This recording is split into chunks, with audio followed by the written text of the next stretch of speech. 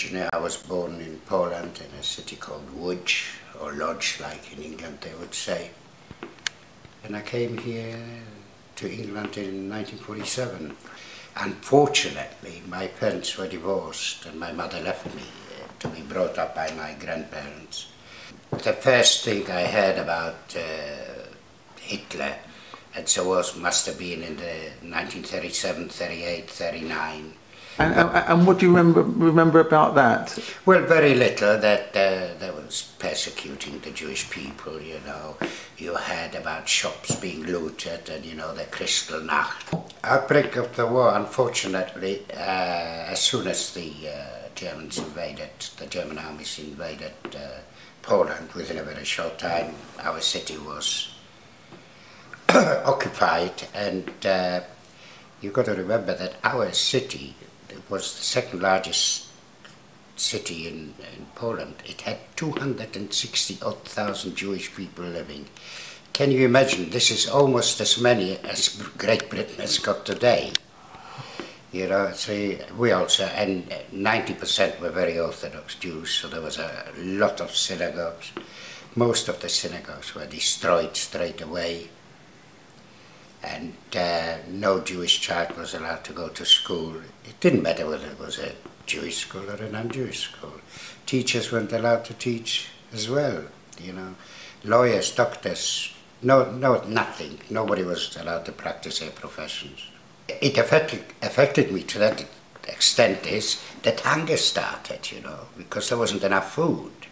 And, you know, we were scared to go out of our homes, you know, because, like I said to you, all the things that they were doing to us, we weren't even allowed to travel on public transport. And then every day different decrees were coming out. You've got to wear a Star of David, Beckham Fran, because in a very, very short time they decided that by April 1940 we've got to, every Jew living in Łódź will have to be in designated area, the poorest area of town.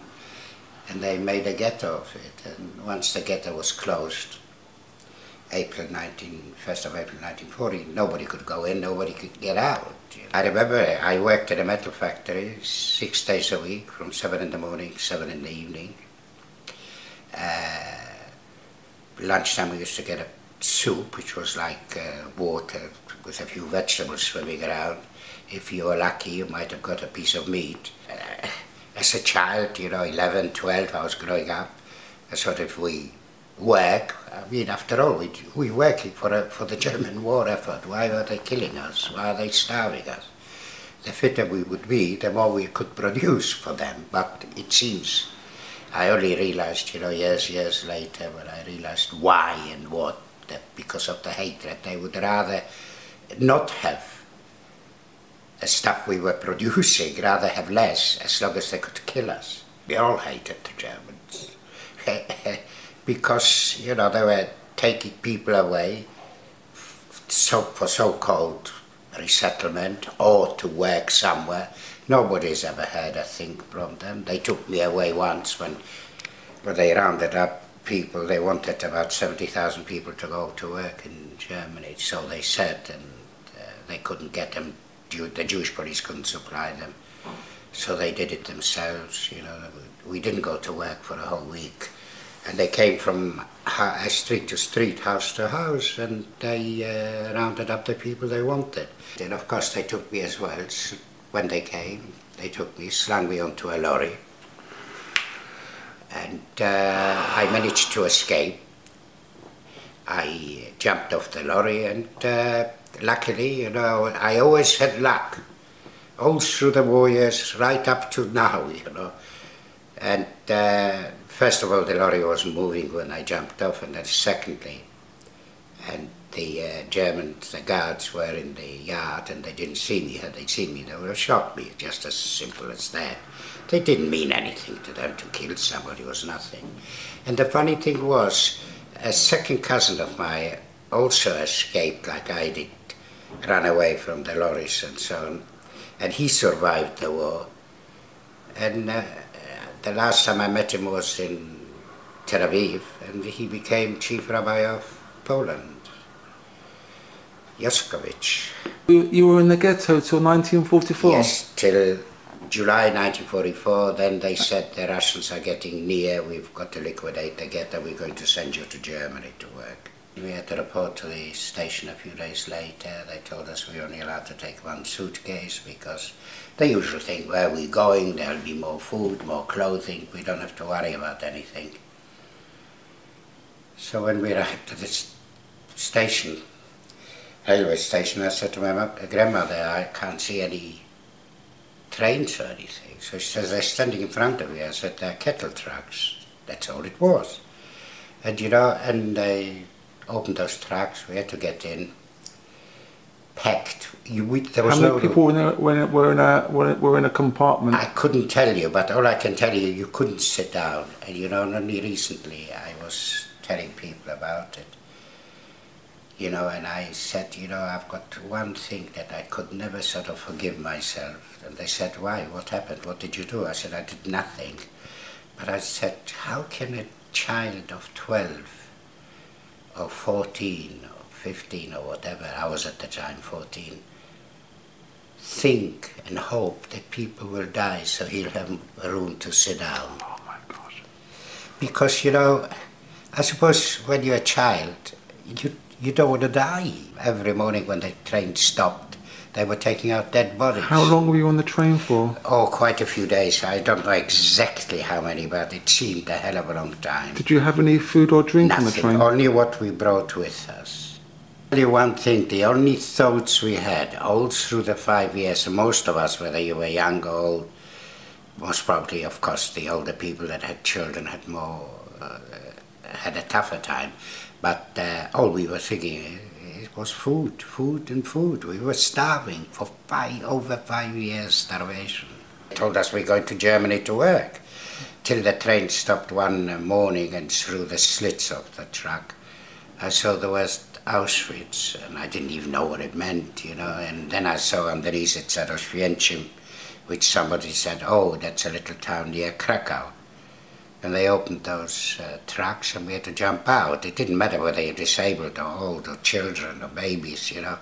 And you know, a kettle truck is pretty high. So we got beaten and so on, and we weren't allowed to take our suitcase with us, they said, because everybody's going to go to showers. And once we had the showers, we get our suitcase and our clothes, everything back. Well, you see, we were one of the few transport that's arrived in Auschwitz-Birkenau extermination camp that was on a named list. They actually called out our names, so we went to one side. There were a few transport like that because apparently we were supposed to go to work in Germany.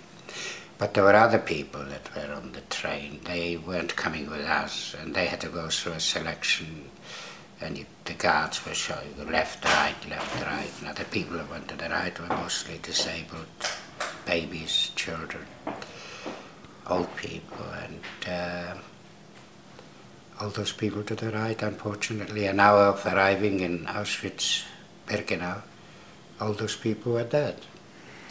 They took them to the so-called showers, but there was no water coming out. They locked them in, and an SS guard went on the back, threw some Cyclone B gas, and within no time everybody was dead. That was my introduction to concentration camps and extermination camps, and almost 10 months I spent in camps.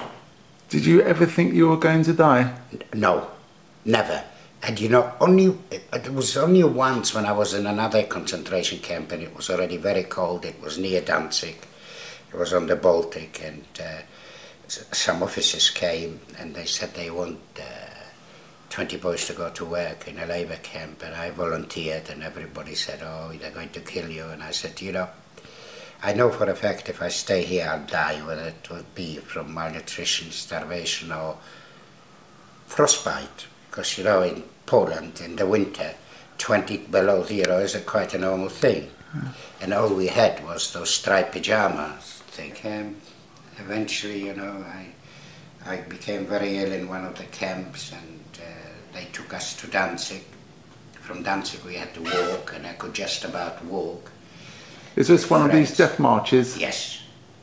Can you tell us about the death marches? Well, the death march came, funny enough, came later. This was one of those marches that we had to walk from Danzig to Dinner to the port, where they said there are boats waiting for us to take us to Germany.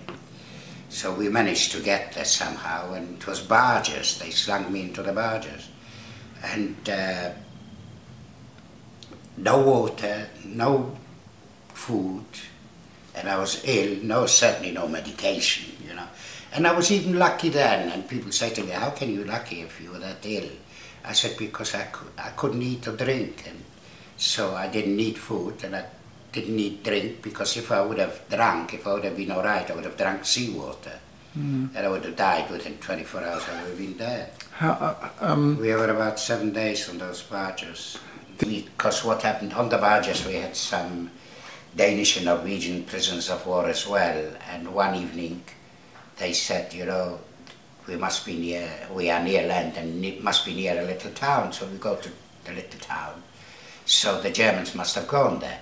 So, but if you want, we got little boats, we managed to secure some little boats. We can take you across because we are very near land, and from there you might be able to escape. So they did that. All of us went across. They took us all across. They carried me because I was very ill at the time. They put me on the grass, and I said to my friends, go and escape. The war must be getting very near to the end. Go escape. At least you'll be able to get some food or so.